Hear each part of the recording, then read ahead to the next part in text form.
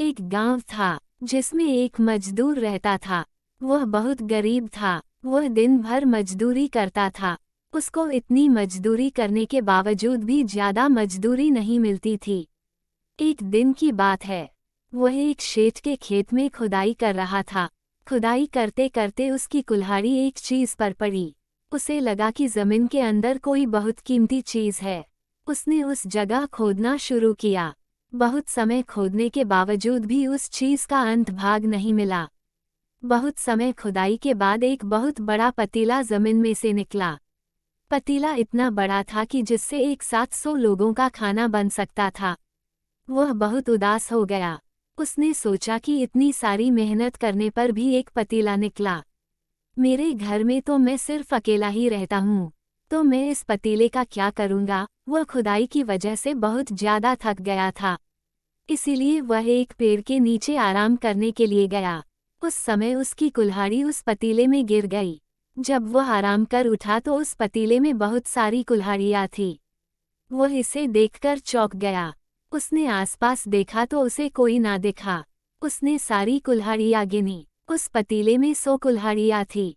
उसको लगा कि यह कोई मामूली पतीला नहीं है, जरूर यह कोई जादुई पतीला है। यह पतीला जादुई है कि नहीं, इसके लिए उसने उसमें से एक कुल्हाड़ी को पतीले में डाली। वह एक कुल्हाड़ी थोड़ी ही क्षणों में 100 कुल्हाड़ियों में बदल गई। वह यह देखकर बहुत खुश हो गया। वह उस पतीले को लेकर अपने घर गया और उसमें कुल्हाड़ियों को 100 गुनी करने लगा। उसने खेत में मजदूरी करना छोड़ दिया। वह कुल्हाड़ियों को बेचकर धन कमाने लगा। अब वह धन को 100 गुना करने लगा और 100 गुने धन को फिर से 100 गुना करने लगा। ऐसा करते करते वह अमीर बन गया। यह सारी बात उस शेठ को पता चली। शेठ उस मजदूर के घर गया। मजदूर बहुत धनवान हो गया था। उसने उस मजदूर से अपना पतीला वापस मांगा और कहा कि यह पतीला मेरे खेत में से निकला है, इसीलिए यह मेरा पतीला है। उस मजदूर ने उनसे कहा कि यह मुझे मिला है, इसलिए यह मेरा पतीला है। पर आखिर में उस मजदूर को पतीला देना पड़ा।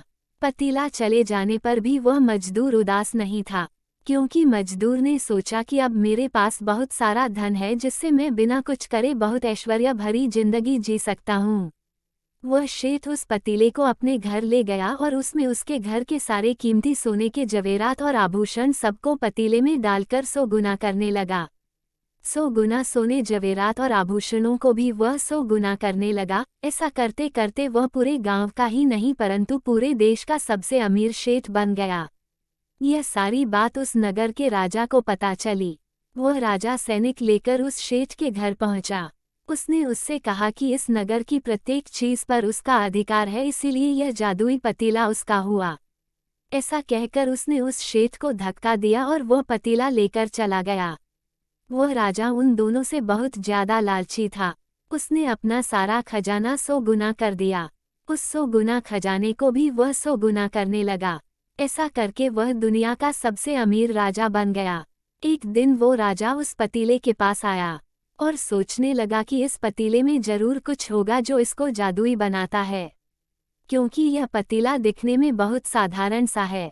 इसलिए वह उस पतीले के अंदर गया और उस पतीले में ढूंढने लगा। तभी उस पतीले में उस राजा के हमशक्ल राजा आने लगे। धीरे धीरे करके उस पतीले में से 100 राजा निकले। वह राजा अपने 100 हमशक्ल को देखकर घबरा गया और अपने आप को मारने लगा और कहने लगा कि यह मैंने क्या कर दिया, मैंने अपने ही 100 गुना कर दिए। वह 100 राजा अपने आप को राजा बताने लगे। वहाँ जो सही में उस नगर का राजा था उसने कहा कि मैं इस नगर का राजा हूँ, तुम सब तो सिर्फ मेरे हमशक्ल हो, इसीलिए तुम लोग चले जाओ। पर उनमें से कोई भी ना माना।